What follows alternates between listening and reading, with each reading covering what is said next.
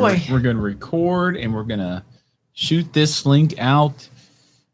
Copy link to the Twitter world and Facebook world. Oh, I got a notification.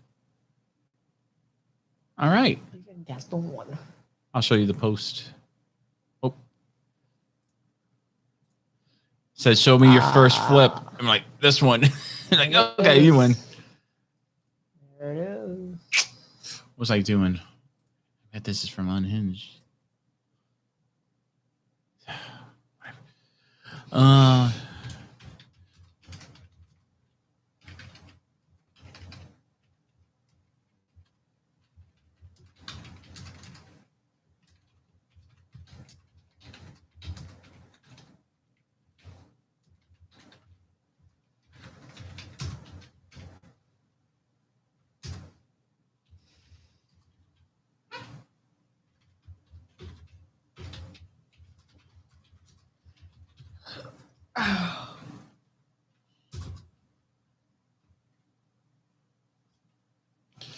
How's that look? And much, yeah, that and much more. I don't know if you want to add that. I mean, we probably won't just ask that. I'm sure fans will probably want to ask questions as well. You know, whatever else they want to talk about. There you go. That much more. It's easy and simple as that. You spelled opportunity wrong. I know. Hey man, just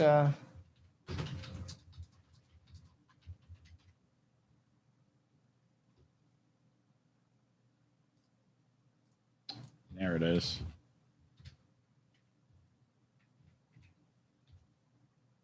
why should you go with the number, huh? I'm not giving out the number. You're crazy. You're just gonna say it over the air, or when you open it up for questions or something. Yeah. Do I have time to pee really quick? Yes, you do.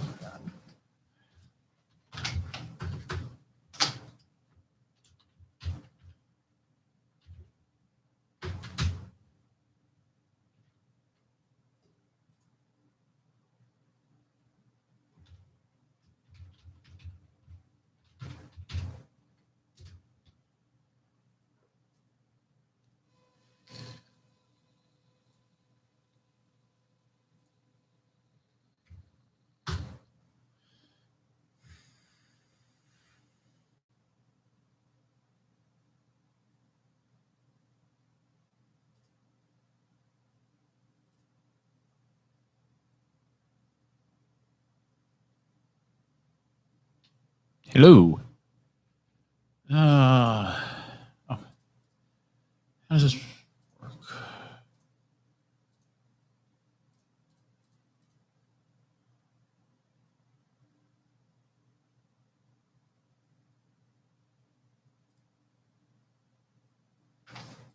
I messed up.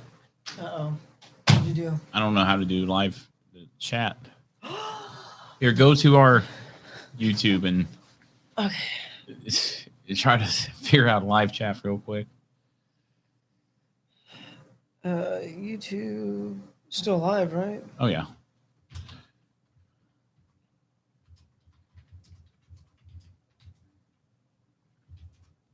Two people already watching.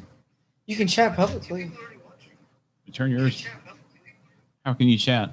I can't chat. Know. I have the. We'll chat something real quick. Mine are. Huh. It's not coming up on our end.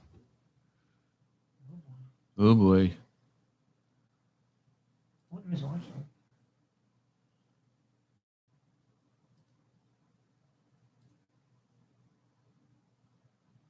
Did you end it? No. It's a black screen right now. Can you hear us talking? No, it's okay. It's a black screen? Yeah. Mine says I'm back from black screen. But we're still there. That's weird. Okay, that is weird. Let me exit out of it. Yeah. Oh, yep, it's back again. Okay, good.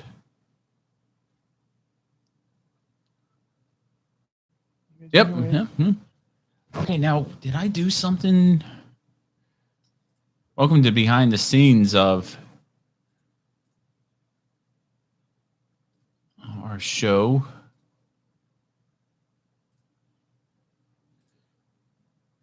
Why is it not coming up? Oh, crap. That's not what we want.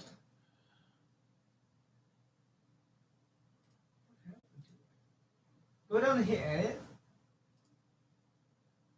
Oh, live chat. Show live chat. Yeah. Live chat. Seconds between messages. Oh, that's not right. All right, try to chat.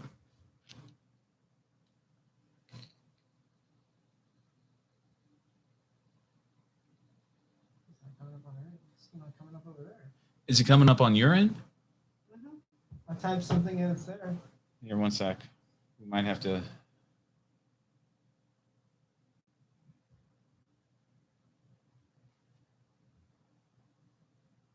You might have to be out of chat, guy. One sec.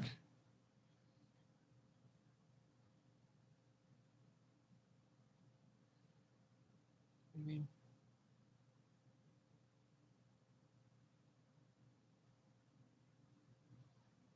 All right, tell me if you got mine. I don't know. Did you send it? Yeah. Yep, there it is. All right, you're our chat guy. You're our. Make sure to turn that down all the way. Oh, look, there's Matt Camper. Camper, what's going on? I see you guys live streaming again. Yeah, Why isn't that? We're just having a little technical difficulty, Matt. We're almost about to start.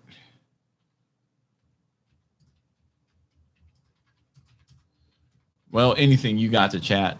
And Matt, we might have an opportunity for you to call into the show here if you want. Stay tuned for that.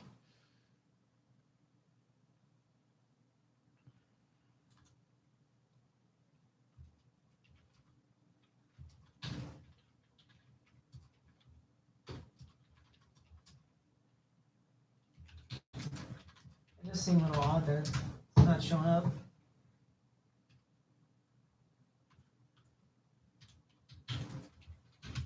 How's it going, Matt? You're the chat guy. Preston's the chat guy. Join us right now as we ask fans what draws you to racing. There you go. Not now. Are we staying live on this one right now? Yeah, we're staying live on this one. Might as well. I sent out the links.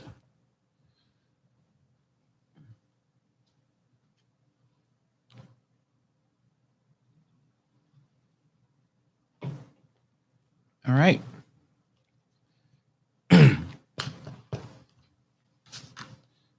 Do.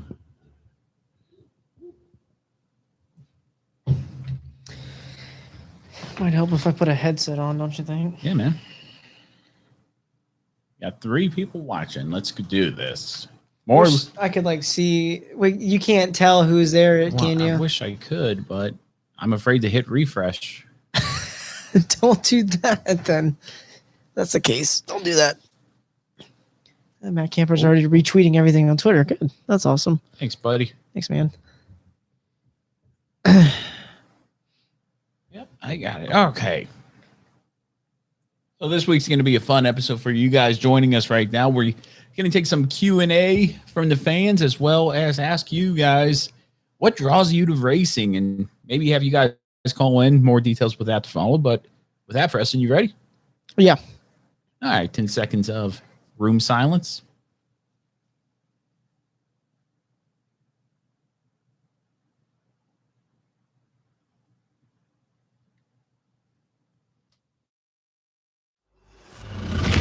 This is a production of ITM Media.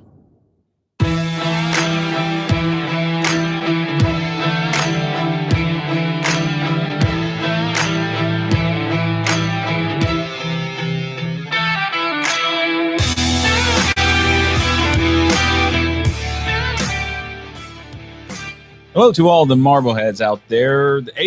Episode 81 right after Easter, so no racing this weekend, but we got something special in store for you. We're going to talk to you, the fans, on this episode. It's going to be a fun one and ask you guys a very question near and dear to my heart that I've gotten pretty much since I became a race fan. And what draws you to racing? And I think it's going to be a good episode here. As always, I'm Matt Beamer alongside Preston Lude. How's it going, Preston? How was your Easter? As good. It was busy. No, hang on a second. People ask you what draws you to racing? Well, I started watching the documentary Drive to Survive. Right. At the firehouse, which is probably mistake number one right there. So I started watching it at the firehouse. Why is that mistake number one? Because they will dog you if they're not a race fan. They'll dog you about it. They won't dog anybody. They else weren't about saying, why do you want to watch a bunch of left turns? Were they? Well, no, because it's Formula One, so there's right turns involved too. Yeah, but they might not know that. Yeah, well, they do. I think they do. So I was watching the documentary, and we were going through it, and they said, what draws you to racing? Why do you like racing so much? And since we had no racing over the weekend due to the Easter holiday, I figured this is as good a time as any to reach out to the fans and reach out to everybody there listening to us on now YouTube Live. We're streaming again. That's good. And on our podcast platform, what draws you to racing and what draws me to racing and what draws Preston to racing and what is it about auto racing that you enjoy? Okay. Because I see. you answer it. I kind of think it goes with definitely the flow of what's going on, like with the state of the union, I guess you could say, about racing as far as rules packages and teams dominating. For instance, I'm not a big fan of Formula One right now because Hamilton and Mercedes is dominating. Whereas they didn't dominate the first race.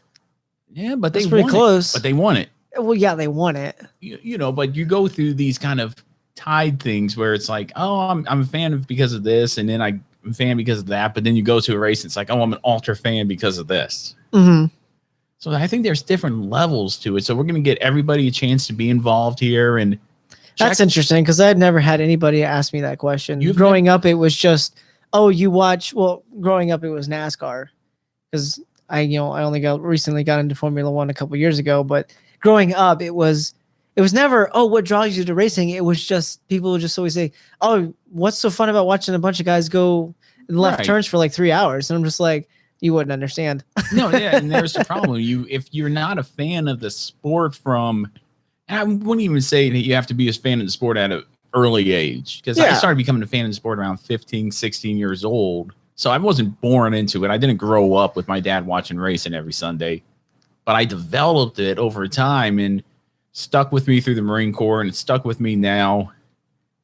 And that's kind of one of those things where it's like, Yeah, well, I mean, over the years when people would say that, and then you just kind of get smarter, and you just talk back, and they say, "Oh, how can you watch when they're going left for 3 hours?" And they go, "They turn right sometimes, okay? So just shut up." Yeah, I mean, it's one of those things. Yeah, where it could go back and forth. Yeah, it's just like every other sport. Everybody has their own opinions on why they watch other sports. Yeah, well, I'm not a big basketball fan because I can't stand the flops, and same way with soccer. But I like hockey because of the fights. Some people like NASCAR and racing because of the wrecks. I'm not a big fan of the wrecks, but I appreciate it when they climb out of the car. Well, yeah, of course. But it's just one you don't of those want anybody to die. No, but it's one of those. It's one of these special things Preston and I decided to do with folks on YouTube, and we thank everybody for joining us, and maybe get a chance to be on the podcast and call in later on if you're so lucky. So we're up to 3 people right now watching, and give us a shout out there. And we apologize for the technical difficulties. We're back in it again. I clicked the button for the chat and it went away. Yeah, the chat's not even up on the TV screen. I'm looking at it through the phone. The chat is right there on the phone right now. And who do we got with us? Give us a shout out if you're with us. Well, Matt Camper's there, and Matt Camper. James Maples. James Maples. Okay. He's already answered the question, what draws him. And I think he's just being smart on this one. Uh-oh. He just said the fumes, which is, I mean, that could be a really good answer, honestly. It really could. It is a different, when I'm there and those engines are fired up, and when you smell the fumes, that's not only that, the smell of the tires. If somebody spins out in front of you and the wind's pushing just right and it goes right, and you smell that aroma of the burnt tires and ethanol. And yeah, I like It's great. that. Awesome. But we're going to get more into that. But I got a piece of news that I've got to share with everybody. Well, first of all, before I do that, how was your weekend? How are you doing? How's the family? How's everything? Easter was how was very Easter? busy. I guess that's just the way it is nowadays. When you have a lot of family you have to visit during holidays, you're just gone all day. How many people did you visit on Easter? Technically 3 different houses. Wow. Yeah. So I was gone practically all day. Wait, did you work yesterday? I worked during Easter, but then I got to at least spend a little bit of time with Caroline and her family Saturday. We went up there late Friday night after Caroline got off of work. Saturday, spent the day with the niece, nephew, and mother-in-law, and then. Did you guys doing like egg hunts or nothing like that? No, we had a dinner with her aunts and uncles, and after dinner was done, I went home. It was pretty much nothing to it, nothing at all to it. Okay, well, nothing wrong with that. No, nothing wrong with that. And then, like you said, I worked yesterday, and that was it. That was my really Easter weekend there. But I do have a piece of news, and as soon as I could find it, I will let you know about it because it's hidden somewhere deep in my iPad. I was too busy paying attention to the Facebook Live that I did. I failed to even set up anything right now. Well, that's okay. That's the beauty of a live show. You just get to see what's going on. Yeah, unfortunately, I'm not used to live shows, and so everybody watching the live show, all 5 participants right now are like, "Man, these guys don't have their ducks in a row." Matt Camper answered the question. Matt Camper answered the question. Maples, we already read his answer, but we're going to get into ours where we're at here. But here's the news here, so we're going to get into the news real quick before we get into what draws us to auto racing.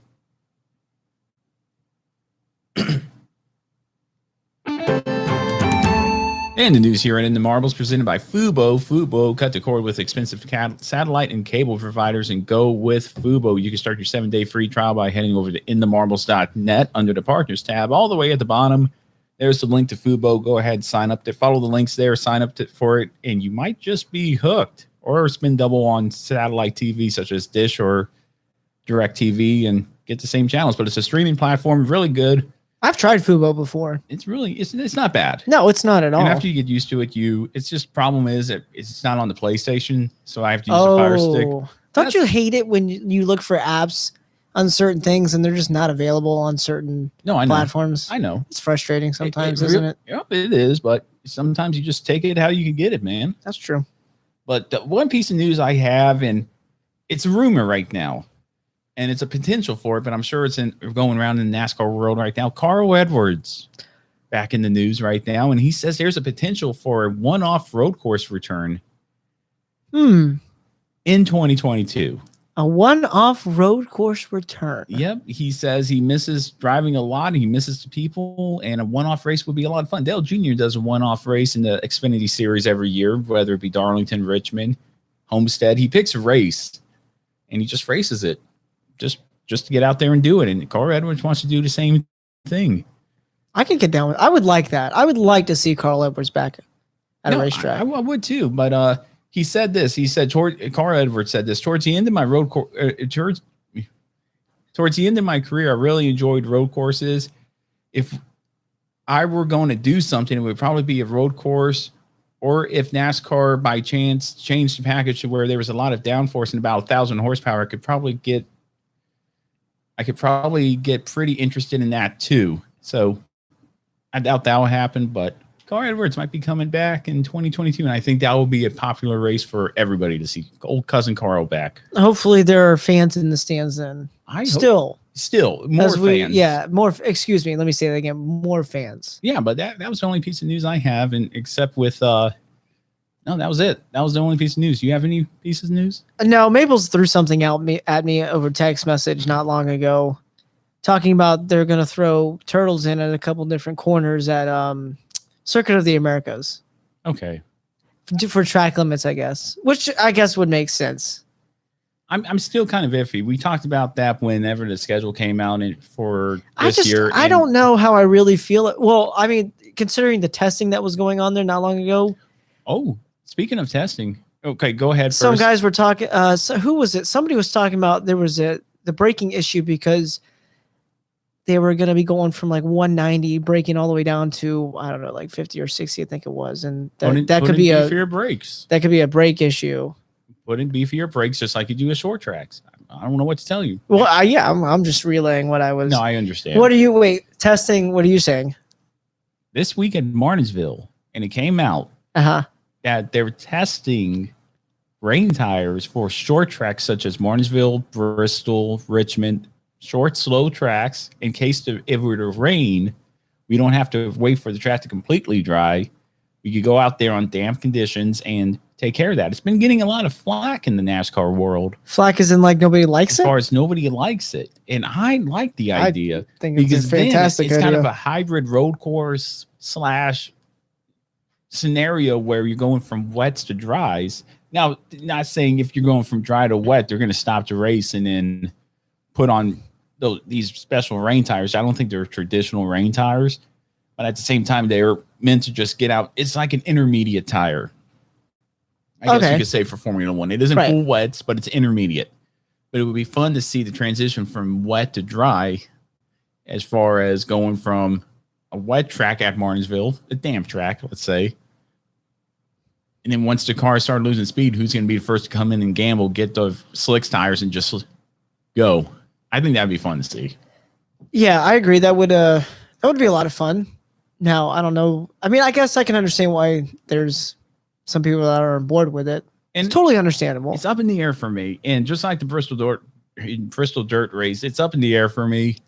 I'm okay for the idea. Heck, if NASCAR's throwing out the idea of dirt racing and then doing it again in 2022, why not put in that idea of going in there, using the damp tires or intermediate tires, we'll just call them intermediate tires, for a damp track condition, not at a Daytona, Talladega, but at a Martinsville, Richmond short track. For that instead, so you can speed up the process and track will dry faster. You know, you're not going to wait for it to be completely dry, but you're going to get out there, at least get racing and then throw in some strategy in it. Right. I like that idea. Yeah. Fantastic idea. Yeah, I like it. But that was a few pieces of news I had. I was wanting to hear, what do you okay with that idea with the tires? Oh yeah. I'm 100% behind that idea. I think it's a great idea. Okay. I mean, I don't see anything wrong with it. Why not? No, why not? Why not try it out? At this point, I mean, well, NASCAR's always kind of been, I guess you could say, an experimental in some sort of way, but lately in the past few years, they're really experimental. Yeah, they're getting more and We've more. seen with the schedule changes, the amount of road courses, we put it through in a dirt race, which actually went fairly well, as we talked about before. At least I thought it went fairly well until the single file restarts, but yeah, that's what killed it. But still, if they want to try to, they want to, throw in another dirt track somewhere else next year, why not too? So yeah, I totally agree with this whole tire testing. Why not? Yeah. Let's see how it works. It may make things exciting. It might make things exciting, and instead of sitting there for 3 hours waiting to the track to dry, maybe 2 hours. Well, at Martinsville, I don't think we'd have to wait that long. Well, you know what I mean. Dry. You don't have to go around crazy drying everything. You just get it somewhat decent, and then if there are damn spots on there, it's like, we'll throw on the tires if you don't feel comfortable. Yeah, leave it in the team's hands. Don't let NASCAR decide. Now, that's my thing. Should the Cup Series do that for road courses though? Because we've seen the Xfinity try it before. As far as what? Well, I mean, wait, NASCAR did race on slicks before. I mean, I'm sorry, rain tires. I think it was at the Daytona road course. Yeah, they raced on rain tires. Is that like a thing for every single road course now, though? Yeah, that's a thing for every single road course. Now, the only thing I say is the thing that kind of bugged me the most, which I guess I can understand, is that they threw a caution when the rain started to come out. I guess I can understand that, but yeah, and if you want to don't do that. If you want to read about that, sign up for our blogs. Our first blog's out too, by the way. But I didn't like that. I didn't like that either. I could hear you on that one. But Maple says full wets and intermediates were tested. Oh, thank you, Maple. Thank you, Maples. Did not know that. Appreciate that. Interesting. Maples is like my guy on the ground almost. He's our Bob Podcast. Yeah, he always throws all these things at me that I just do not ever see. Right. Maybe because I'm just not on half the time to look. It's okay. It's all right. I mean, I miss a lot of stuff too. There's a lot of information sometimes thrown at you, and that could be one of them. I think Mabel's is going to start writing some blogs here. He is more than welcome to write for our. Yeah, hey Maples, yeah, you should write some blogs for the Marvels. If you want to be a contributor to In the Marvels, Yeah. let me know and we'll get you set up with that. Absolutely. We will take care of that for you. But Preston, any other news before we get into this week's very special fan interaction episode of what draws you to racing? No, I got nothing else, honestly. All it's just like one of those off weeks. Yeah, it is. You know, really Martinsville next week. At night. At night. Yep. And on top of that, well, I would say there's a Formula One race, but no, they want to wait 3 weeks to race again. And then it'll be like every 2 weeks is a race after that. Formula One. Well, Australia's changed up their track a little bit. What do you mean? They, I have an article for it, and I'll find it real quick because I sent it to myself here, and I'll explain to it here. Where's it at? Okay.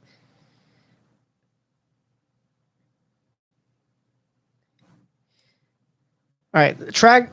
This is the F1 article. It just says track tweaks set to make Albert Park, which is Melbourne's track, circuit 5 seconds a lap quicker this year because we're not racing there until like November.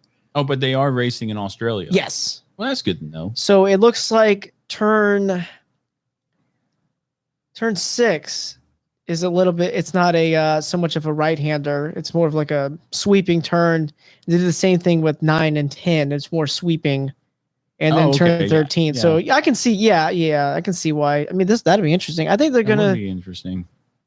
An additional DRS zone as well, because I think Australia only has 2 DRS zones, which I've always been a proponent. Yeah, the front stretch and then out of turn 2, I believe. Yeah, I've always been a proponent to want to have at least, if you could, have 3 DRS zones at a track. If they want to make F1 interesting, enable DRS everywhere. The zones everywhere. back everywhere. Back in the day, when qualifying, there was no zones. There were zones for the races. However, during qualifying, you could open that up anytime you want. It made it interesting. Red Bull dominated then. That was back a few years ago. That was a handful of years ago. But Preston, if you got nothing else, we're going to go ahead and move on to what draws us to the sport. And I'm going to start with you. You're a brand new Formula One fan. You're kind of a brand new racing fan. I mean, not as far as Formula One, but you've been a NASCAR fan a while. And I knew you grew up. My goodness. And I knew you grew up with it and stuff like that. But what drew you to NASCAR? What made you stick around, let's say? When I was a little kid, I mean, I would always remember be watching it every Sunday. And there was a couple of years, probably in the early 2000s, where I went and watched it all the time. But it was still kind of there. And I guess maybe when I started to get older, I started to, like I said, I mean, like I've told you before, over the years, I still maybe learn something new every time. And I just seem to get more interested in it. So as the years went on, I myself just started to stick around and watch it more and more because my family started to watch it less and less. They didn't find it as interesting, I guess you could say, but I still found it interesting. So, I mean, there's just different things to it. I loved,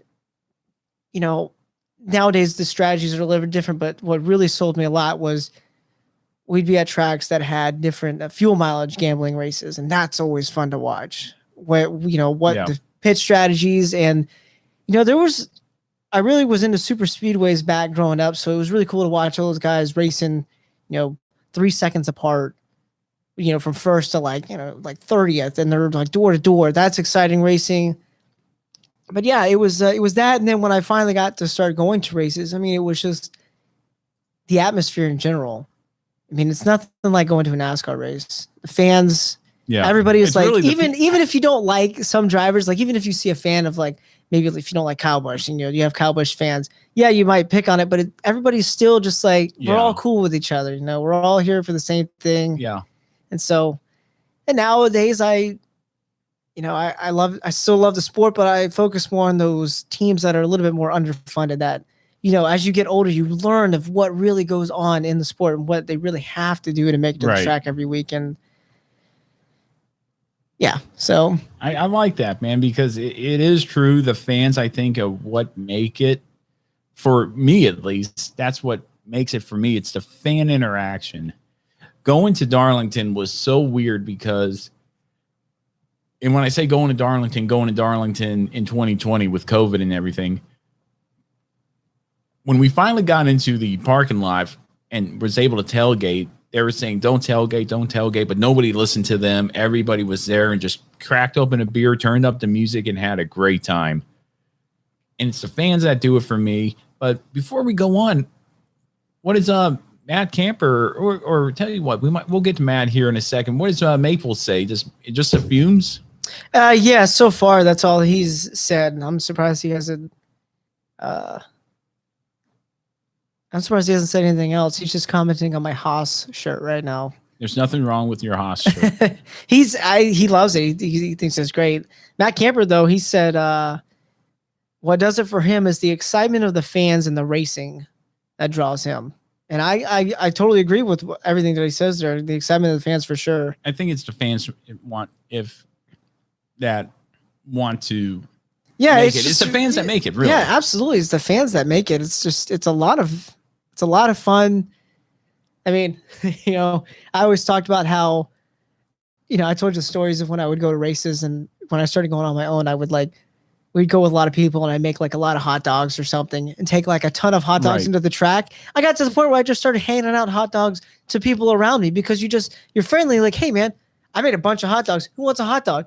Who doesn't want a hot dog? Yeah. And then you spark cool conversations, and you get to learn all about people's lives and NASCAR races. It's just like almost kind of like a one big happy family kind of deal. It really is. And that's what I like about it too. It's so simple, man. Yeah. It really is. And we're going to have some people try to call in here shortly to give them their input on it. But, it really is like that. It is just get out there, enjoy racing, enjoy the day. You can't really go wrong with racing. I mean, Maple says he's got a story, but it's too long to type.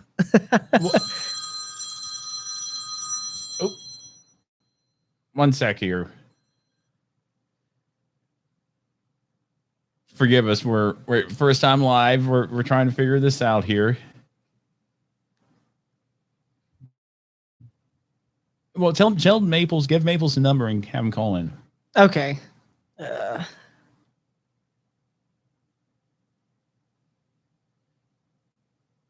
beauty about this is it can be all edited during post. Thanks for your patience there, folks. Who's all watching here? We got Matt, James. Who are the other two? I don't know. Nobody else has commented. What was the number again? Oh. Hang on, I got it. Okay, you got it. I have it still. I'm gonna put it out there, and I'm gonna get my phone blown up here. You still doing the show? Like, no, I'm not doing the show.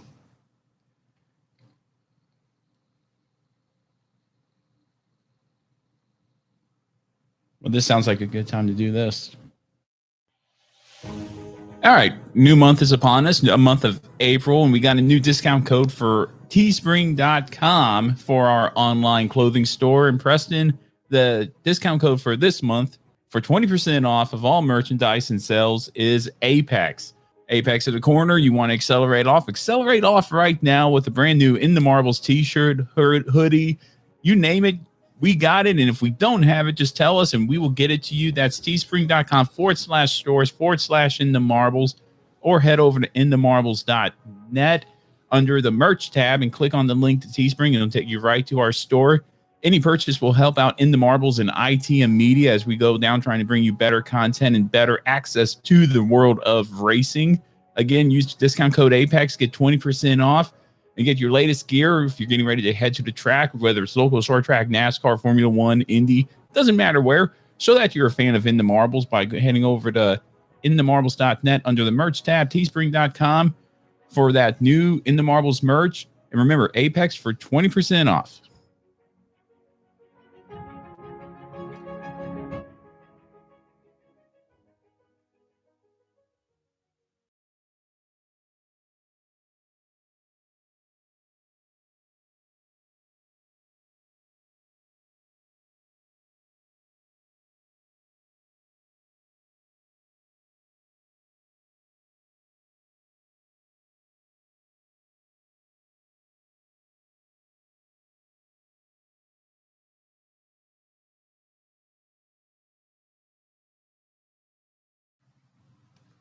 All right, Preston's indisposed at the moment.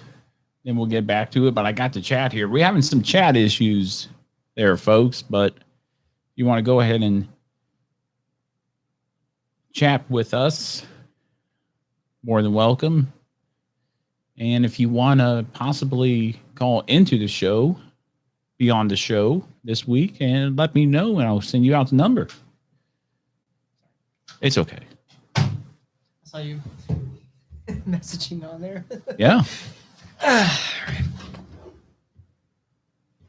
hit my hand on the thing. It's okay. Okay.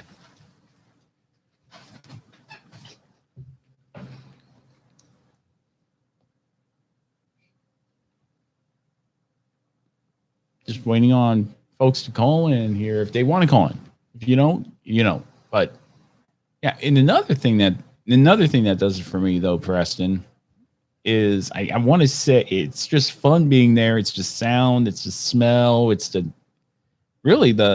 concussion you feel in your chest. It's spiritual. I've talked about this on Fast Lap when we were on their podcast, where it was just the anthem, the flyover, the invocation, the engine starting, the parade laps. It's a spiritual moving thing for me. And that's what I like about auto racing. I don't deal with politics. Politics never plays a role in it. That's right. Politics should never play a role in any sport as it is, especially auto racing, where it is the sport where we know where we came from. And if you change it, people aren't going to like it. Mm-hmm. People don't like change as it is. And then you get people in there that want to change it up, whether for the good or better. The good takes some time to grow on people.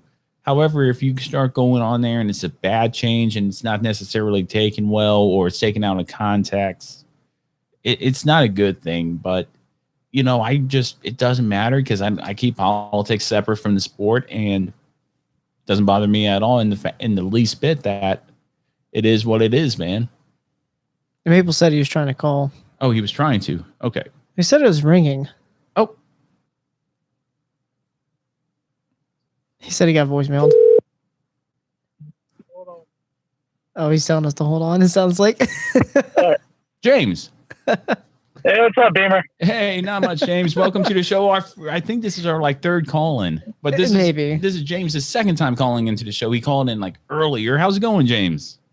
Oh, we're doing just peachy over here. Well, congratulations on the engagement. I hope that's you, right? Yeah, that's him. Yeah, that's me. Yeah. Sorry to be stealing your co-host for a week. Well, it's okay because we're going to Pocono. Well, if I had some money, we'd be going to Nashville for the bachelor party for that race, but we're broke, so. That's okay, buddy. Can't win them all. But how are you doing, man? And thanks for taking the time to be on the show. And tell us, what draws you? You said you had a story, but first tell us what drew you to racing, what sticks you around for racing. Okay, so my dad, he got me into it. He was a big Bill Elliott fan, even when he wasn't doing so well with his own team. But I became a Bill Elliott fan when he was driving for Evernham, and I just kind of had an attraction to that red number 9 Dodge. But that was kind of like an infancy to my fanhood.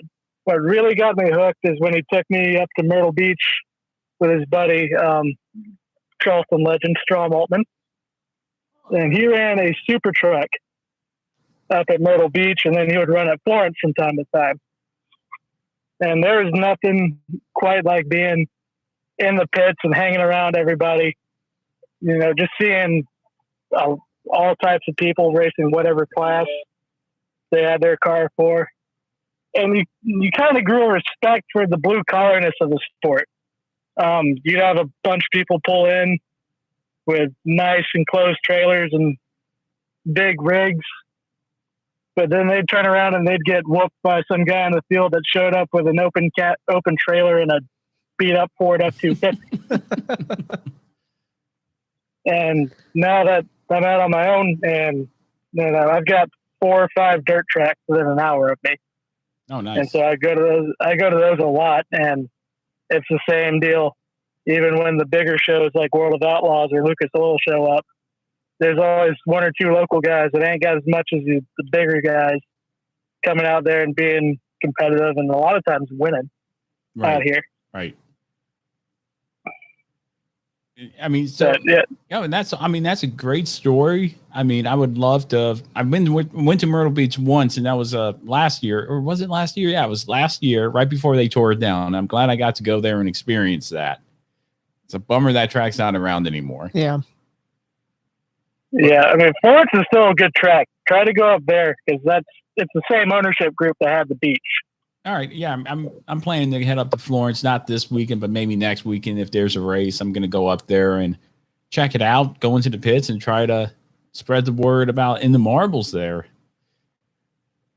I think, especially if those guys find out from where you're from, they'll definitely support the local podcast. Yeah, I would rather support local short track because you never know. One day those guys might make it up to the top. That's right. That's very true. And we could say we heard them on the show before. They were big.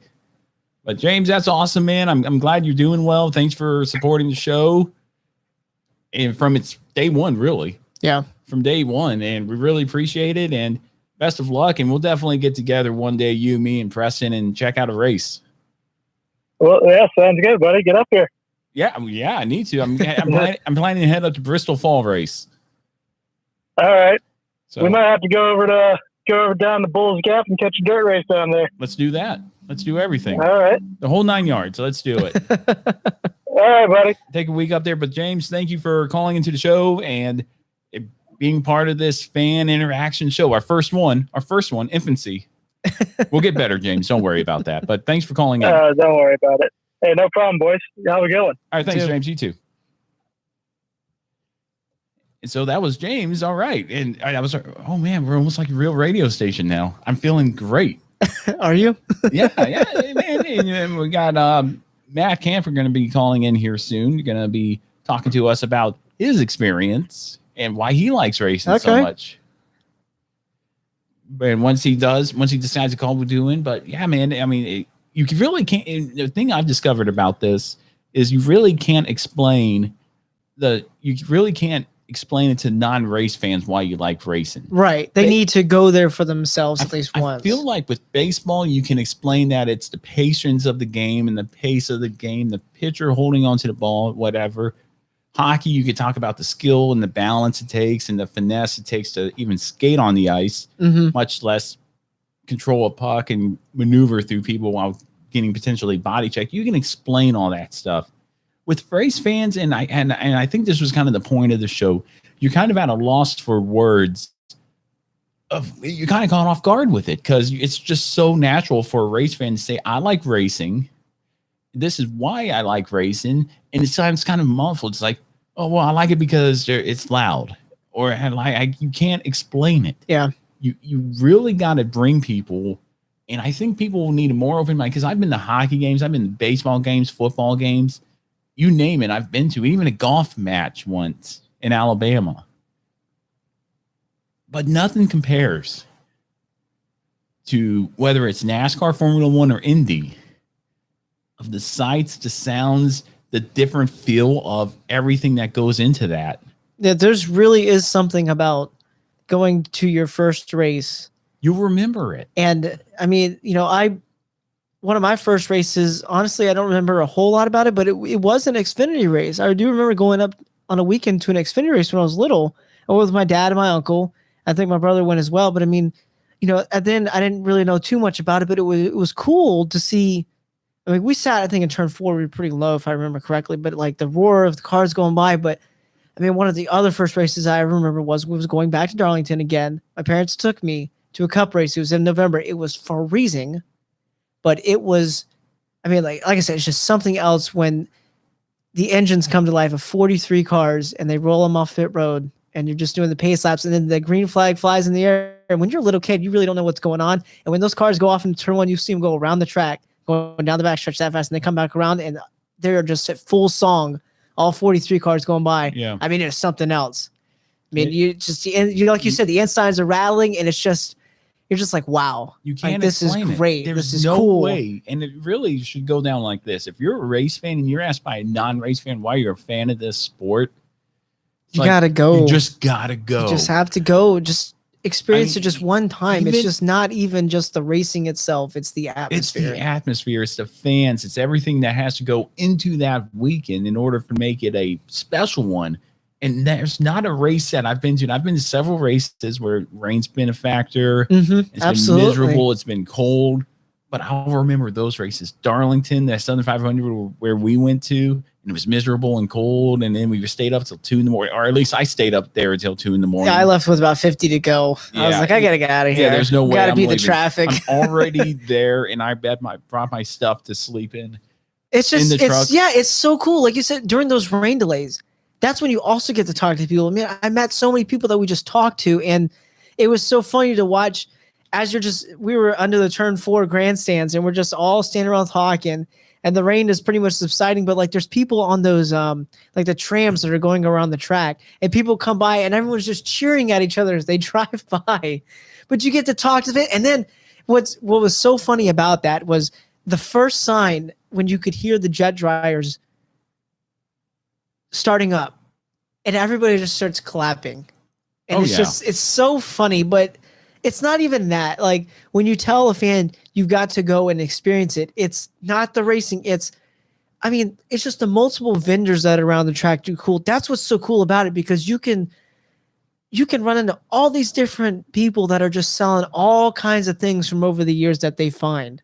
You can find, it's just crazy what you could find at a racetrack with all these different vendors. Yeah. I mean, people selling things from the 80s, the 90s to now. I mean, it's just like the things that people collect over the years. That's what's so cool about it too. You can find all kinds of stuff. You can. And the miserable races are the ones where seems to have the most fun. Yeah. Daytona 2020, where, my dad fortunately had to leave, but I stuck around and I saw a spectacular crash, a great finish. Denny Hamlin winning 2 in a row, which it doesn't happen a lot. I got to see Michael McDowell win. Yeah. My first time winner is Michael McDowell, AJ Allmendinger. Let's see here. Who else is a first time winner here? No, that's about it. Yeah. Speaking of first time winners. But I've seen champions win. I've seen Bobby Labonte win. Chase Elliott, Tony Stewart, Matt Kenseth, Mark Martin, Jeff Gordon. I've seen these guys win. Yeah. And I get to tell people I've seen these guys win races. And it is such a great feeling about that. And it's so much fun to be able to say that. And it's just one of those things where I enjoy it immensely. And it's so much fun that I can be able to do that. But we got Matt on the line, Matt Camper, our Patreon. How's it going, Matt? Welcome to the show. You're on the air. Doing great, guys. How you doing? Good, Matt. Thanks for being a part of the show. Thanks for calling in. Thanks for being a fan of the show. Of course. I really love your show. And, thanks to the Pocono Raceway podcast, I was able to find you guys. If it wasn't for them, I wouldn't have found you guys. And thanks to them for that. Well, yeah, shout out to Pocono. Appreciate Pocono for, inviting us on the show and doing that. But, Matt, you're living up in New York, huh? And I can speak from experience that there aren't many race fans in New York, especially Long Island area. Yeah, there aren't a lot of race fans, especially out here on Long Island. But I really, I started being a fan back in 2004, and I haven't stopped being a NASCAR fan since then. I really love getting to the races. I'm really excited. Hopefully, if everything goes according to plan, I'm going to be able to finally get to a race for the first time since 2019 for the Pocono doubleheader coming up in June. Yeah, and we'll be there, man. We'll definitely hook up and grab some lunch or something. But so in 2004, Matt, what made you a fan? What drew you to the sport of NASCAR? It really drew me to the sport. I remember watching it when my parents have a condo down in Indian Harbor Beach, Florida, which is in Central Florida. It's about an hour and 15 minutes away from Daytona. And I started watching. I remember watching a race at some local restaurant, and it really got me into the sport, especially seeing Dale Earnhardt Jr.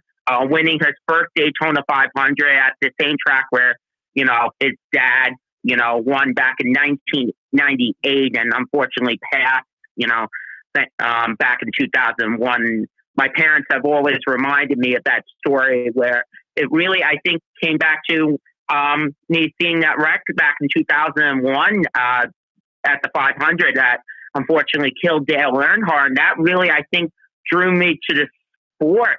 And the sport really is a really exciting sport. The fans are absolutely one of the best in sports. And, the racing is just incredible. And I feel that NASCAR really listens to the fans and makes changes. And with the road course racing this year, I think it's going to be one of the best years I've seen as a NASCAR fan. And it's lived up to my expectation this year so far. Seeing 7 winners in 7 races, it's just, I wouldn't have imagined that going into this year. No, I agree with you. Going into this year, I was expecting Harvick to come out of the gate and pick up where he left off, a Hamlin pick up where he left off, maybe even a Chase Elliott pick up and run with it again. But you're right. 7 winners in 7 different races. Martinsville's coming up. That's going to be maybe a potential for an 8th winner. I think we'll have an exciting race at Martinsville considering it's a night race. I think it's going to be exciting too. Yeah. But Matt, I'm kind of like you there, Matt, as far as seeing the fan interaction with the death of Dale Earnhardt and seeing the reaction to that and building onto that. I became a fan in 2001, and that's where I started seeing it. And that's where I kind of saw the fan interaction. Like, wow, this sport means something to people. Mm-hmm. And when Ayrton Senna died, same thing. People in Brazil lost their minds. It was equivalent to the death of Dale Earnhardt. Formula One doesn't harp on it like NASCAR does in Dale Earnhardt. But absolutely not. I completely 100% agree with that. And, when Dale Earnhardt passed, the fans really came out in support. I remember seeing footage of the Atlanta race where Kevin Harvick won, and everybody, him driving backwards and everybody putting up the number 3 fingers. It was absolutely, that just was electrifying. And I really think that just drew NASCAR to another level.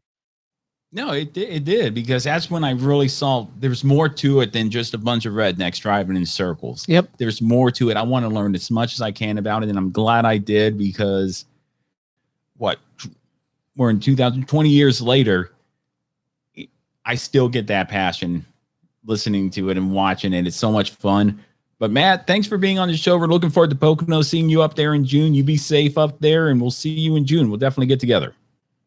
Absolutely, guys. And I'll definitely talk to you guys soon. Yeah, absolutely. Thanks again for all the support, and we'll talk to you later, Matt. Yep, definitely. Take care. Yeah, okay. So I kind of feel like this is a radio show now. Yeah, I feel like now we're cool. getting more interaction with fans. And by all means, if you're watching on live stream right now on YouTube and if you want to be a part of the show, let Preston know and we will get you the phone number so you can be a part of the show. Let's maybe take one more caller. Yeah, I think that's fair enough. And then we'll start getting it. And if you want to find our phone number, it's on our Facebook page. Go ahead and like that, and you can see our phone number there. And if we do this again, just call in. Yeah, I think we might have to start doing this a little bit more. I think this is going to be a more important thing once we work out the iron out the edges and work out the kinks. Because it'd be kind of nice to live chat up here, because I don't know what's going on here. It's not on that screen. So, but it'd be kind of nice to know what people think. Yeah, their thoughts opinions on it after certain races or something, and not cut them off like the morning drive did when I called into them. Oh. And then I was on the hold for 40 minutes. I don't think we're going to get to the point where people are on the hold for 40 minutes. Well, maybe one day. But then I gave my opinion and they just went, okay, click and I'm gone. And it was really bogus, man. But thanks for your patience here. I'm enjoying this episode. This is a lot of fun. This is fun. We'll definitely have to do it again. But I mean, that's really all I got right now as far as why I'm a fan. And like I said, Matt said it perfectly. Once Dale Earnhardt died, that's when I became a fan. I knew who Earnhardt was. Mm-hmm. Growing up, and Jeff Gordon was, but that's the only two I knew. I knew my uncle was a Mark Martin fan. Yeah, I mean, growing up, like, when 2001, I was 9 years old, and growing up, I was a Jeff Gordon fan when I was little, but like I told you, I didn't really know a whole lot about the sport. So yeah, Dale Earnhardt was popular, but I didn't know. At that point, I really didn't know all about him, what he was all about, until after his death. And then as someone like me, starting to learn about it and how much he really meant to the sport. And then it's like, this guy was like one of the pioneers of the sport in this day and age. It was just like, it's just, and Matt talking about when Kevin Harvick won. I mean, when you go back and watch that video, even I sometimes still get chills. It's just so cool to see how he won that race so close, and just like everybody was just so emotional about it.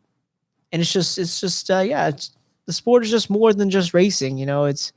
You get to see that, especially with like rain delays or something back in the day when they would always go and interview drivers in their motorhomes, and drivers would just be hanging out with each other playing video games during a rain delay. And it's just like, there's more to it than just racing. It really is. And it's, I can't wrap my head around it. Nope. It's too big to wrap your head around. It's awesome to me. Now, don't get me wrong. I still have my priorities, God, my wife, everything else. Mm-hmm. The racing doesn't encompass my life, but I think it really sums it up in one video that I saw. And I don't know if you ever seen it, but I'll post it on our social media. There's a bit of swearing in it, but it's a Dale Jr. fan. And man, if anybody messed with Dale Jr., they were in it for a bad time. It was that 2000, I want to say it was 2006, where Brian Vickers hit Johnson and spun out Dale Jr. At Talladega? Yeah, Talladega. That's almost sounds about right. I want to say it was 2006, approximately 2006. Yeah. I don't have the date offhand, but there was this one video I saw on YouTube, and it was called "How Bad If You Got It?" And there was this guy just sitting there watching the race. That happened, and he went off and said Jimmy Johnson should be shot. The passion in the guy's voice. Use maybe a bit choice of words around his son or grandson or whatever it was. I would never do that. I used to get that crazy after maybe Michael Waltrip would wreck, and I got a story about that too. But just that passion, just that one driver you have, and if he has a bad day on the racetrack, you're gonna have a bad week until he can redeem himself next week. And if he wins, you're gonna have a good week, and it's gonna carry on through 36 races from February to November. And it was and that guy epitomizes it, but it's just one of those things where it does. And then I'll give you my story here. It was the 2005 Coke 600. I was a big Michael Waltrip fan at the time, and he got tangled up with Dale Jr. Now, keep in mind, I just joined the fleet as a brand new Fleet Marine, Lance Corporal in the Marine Corps. And when that happened, we just got to Okinawa, and everybody was kind of sitting there just doing their thing, but NASCAR was on, so I'm going to watch NASCAR. And everybody's like, oh, you should sit down and not touch anything. We're like, hey, if they don't want me to watch it, guess what? They'll come in and tell me not to watch it. Leave me alone. And then Michael Waltrip wrecked, and I just went, Dale Jr., that piece of crap, he should have messed it up. I was mad at Jr. because Michael Waltrip was for once having a good run. Yeah. Halfway through the race, he might get a top 5. I'll be happy with that. But Michael Waltrip wrecked. I was mad, and everybody's like, oh, you should keep quiet. And I was like, shut up. Shut up. Don't tell me what to do. But yeah, man, that's it. I mean, we could beat the dead horse about this because it's just one of those things where it is such a passion thing for a lot of people. And I feel like more people, and James, to answer your question, we'll get up there for a dirt race, and you should come down to Sumter for that dirt track. That's a fun dirt track. Mm-hmm.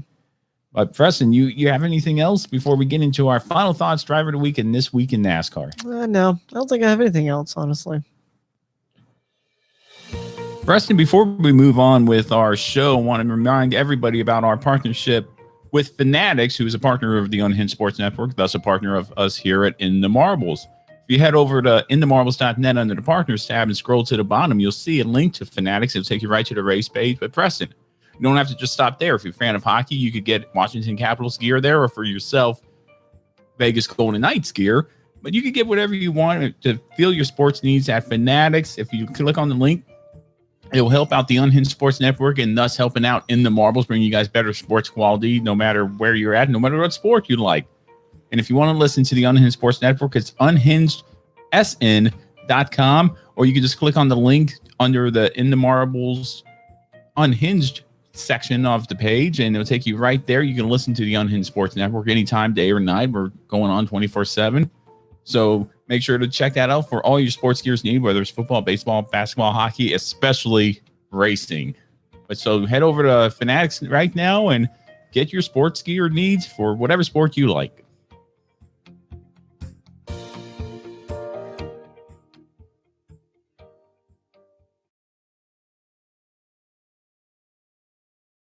White flag, white flag, white flag. 1 lap to go. 1 lap right here. Final thoughts here on this 81st episode, our first fan interaction one, and I dare say more to come. Now, like I said, we'll iron out the edges and make it to where I like fans calling in. And even if it's just James Maple and Matt Camper and who it's just those select few, guess what?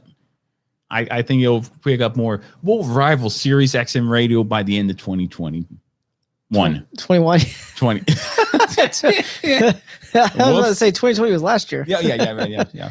But we'll do that. But this is one of my favorite parts of the episode. If you've been listening to us since day one, you know that we always do a driver of the week this week in NASCAR. And I'm going to leave it up to you, Preston. Do you want to go first or do you want me to go first? I can go first. All right, go ahead and tell us who our driver of the week this week is. Our driver of the week is, so when you were talking about, how you got to see so many people in person win, like, the guys that have won championships or first time winners, I went back and I thought, I've seen a first time winner in person before, and it was at Darlington. Who was it? And it was 2011, Regan Smith, when he was driving a 78 car. And I figured, why not? Wait, was that the same race that Kyle Busch bumped Kevin Harvick's car on pit road? And yes, that was. That was the same one. I was in Virginia Beach at the time. It's like, oh, that would have been fun to see. Yeah. So Regan Smith, born September the 23rd of 1983, who still, I think, does drive part-time, but he's also a pit reporter for NASCAR on Fox. Very good pit reporter. Yeah. So he most recently driving the number 8 Chevrolet Camaro for Junior Motorsports in the Xfinity Series. So his Cup Series career, 224 races over 12 years. His best points finish ever was only 24th back in 2012. His last race was at Homestead in 2018. And like I said, he only scored 1 win in the Cup Series and 14 top 10s. That 1 win came at Darlington in 2011, which was really cool to see. It was just a gamble off of pit strategy. They stayed out. Yep. And boy, he was able to hold off everybody else hard charging. I think it was Keselowski and Carl Edwards that were right behind him. Well, I tell you one thing. He was overshadowed by that Kevin Harvick and Kyle Busch there. That's a shame that he was overshadowed like that. I can't believe that. So, yeah, Regan Smith. It's kind of like pop quiz. Okay, pop quiz. Okay. Who won that Texas 2014 where Keselowski and Jeff Gordon got in the final pit road? Who won it? Who won it? See, no, I don't remember. Jimmy Johnson won that race. Yeah, because it was overshadowed by that. You don't think about it because he was overshadowed by Jeff Gordon and Keselowski. And Kevin Harvick shoving Keselowski real quick. Which was a pansy move. I still think Keselowski was in the right there. If that would have been Dale Earnhardt, Jeff Gordon wouldn't have approached him like that. But continue. David Reagan. Yeah, so, no, Regan Smith. Regan Smith. I said David Reagan. Yeah, it's okay, though. David Reagan is another good guy. Yeah. So Regan Smith, also his Xfinity Series career, 208 races over 14 years, where he scored 6 wins, 79 top 10s, and 1 pole. His best points finish was second back in 2014. He dabbled a little bit in the Truck Series as well, 36 races over 6 years, only 7 top 10s. Best points finish was 18th. So, yeah, Regan Smith. I figured why not? When you, like I said, when you were reminding me of all those winners, you saw. I said, you know what? I remember seeing a first-time winner when it was really cool to see it too. Of course, and then it was overshadowed by it was Kevin overshadowed Harvick, a little bit, but it was still a good first time winner. Regan Smith, I like his pit reporting. He's a good pit reporter. Yeah. But before I get into our This Week in NASCAR, I'm sorry, Maples, that I keep saying your first name. Apparently, he doesn't like that. Yeah, he doesn't like that. I apologize. Should have told you that. Well, I didn't know. In what, a year and a half of doing the show, you've never said he doesn't like his first name being said. But I always just said Maples. I'm used to saying James. Sorry. All right. This week in NASCAR, we go back to April the 8th, 1956. Tim Flock racks up his 3rd win of the season in North Wilkesboro, North Carolina, then surprises the racing world by quitting the championship Chrysler team. I'm not even going to pronounce the team. Uh-oh. It's like a German thing. I'm not going to do it. Buck Baker, will replace Flock in the Coveted Ride. Apparently, it was a big team. I'll give you more information on that. Kyle Heifer. Can I see what it looks like? Maybe I can pronounce it. Kiekhaefer.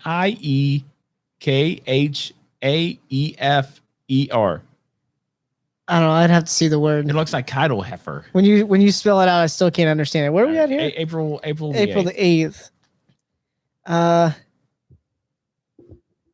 don't know. Kaikhefe?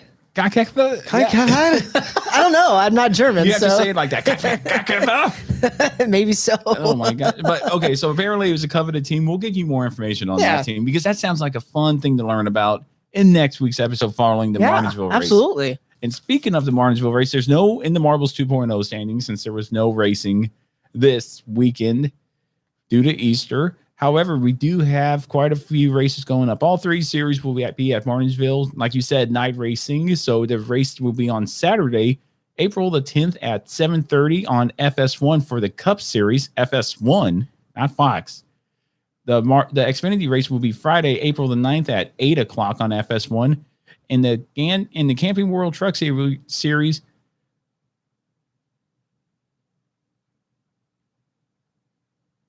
is not racing.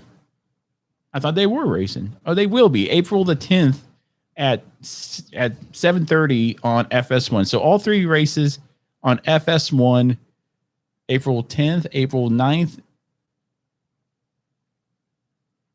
And no, the Truck Series is not racing. Oh, I apologize. The Truck Series is not racing. They had to take a minute with the update for some reason. But April the 9th, the Xfinity race, and April the 10th, the Cup race in Preston. Do you have anything else before we wrap up this very growing pains episode here? Yeah, it's okay. No, nothing else. Just we're getting there. Yeah, well, I thought it was fun that we could take calls. Yeah, and absolutely. We'll definitely utilize that more in the future because I want more fan interaction. Who just wants to sit here and listen to us when they can interact with us? Yeah. Probably like, I don't want to hear those guys talking anymore. Yeah, I want to, and I bet some of them say, I bet you didn't think about this. It's like, well, we'll have you on and you can tell us anything. Or if they could call in and just ask questions like, hey, what do you think of this? Yeah, and that's a good question. We want to know what your thoughts are. Or we threw out a topic like this week was, what made you a NASCAR fan? What made you a fan of racing? Yeah.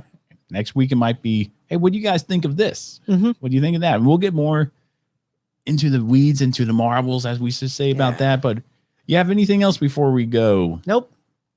All right, then we're going to go ahead and wrap it up here. Hey, thanks everybody so much for tuning in to us this week here at In the Marbles. And thanks again if you called into the show for the first time. We appreciate it. We'll work out the kinks on that. Make sure to follow In the Marbles on all social media platforms. And all those social media platforms can be found at inthemarbles.net. Want to thank all of our partners, Dr. Squad, Stand Up to Cancer, Flag and Anthem, Fubo, and Fanatics for all they do for the Unhinged Sports Network and us here at In the Marbles. For Preston Luna, I'm Matt Beamer. Thank you so much for tuning in to us this week. Stay safe. Have a hot dog for us if you go to Martinsville. And we'll see you next week.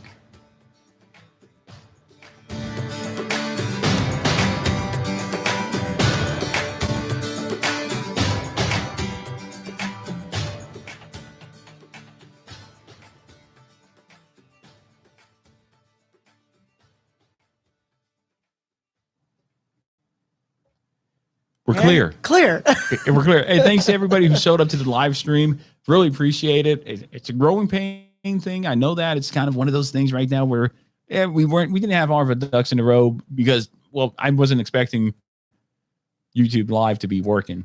Well, at least the chat to just go away like that. Yeah, well, the chat went away like that too. Yeah. That's unfortunate. So we had to play catch up there. But thanks to everybody for showing up. If you want to give us a call next week following the Martinsville race, make sure to watch those races, and we got something to talk about. We'll put it out there for everybody to do. Expect the recording. Here, we'll get out the schedule, finalize it, but expect the recording to be. It's going to be maybe Sunday. Maybe Sunday. We'll do it Sunday. Yeah. We'll have to wait and see. But Sunday, maybe expect us to do the recording of the post-Martinsville race to have it out by Monday. That'd be great. But thanks again for everybody who showed up. Really appreciate it. Nope. Sorry again, James, for saying your name. I did it again. I apologize. But thanks again for everybody. Appreciate the support. Be safe out there. And this episode will be out tomorrow morning if you want to listen to it. So thanks again, and we'll talk to you guys later.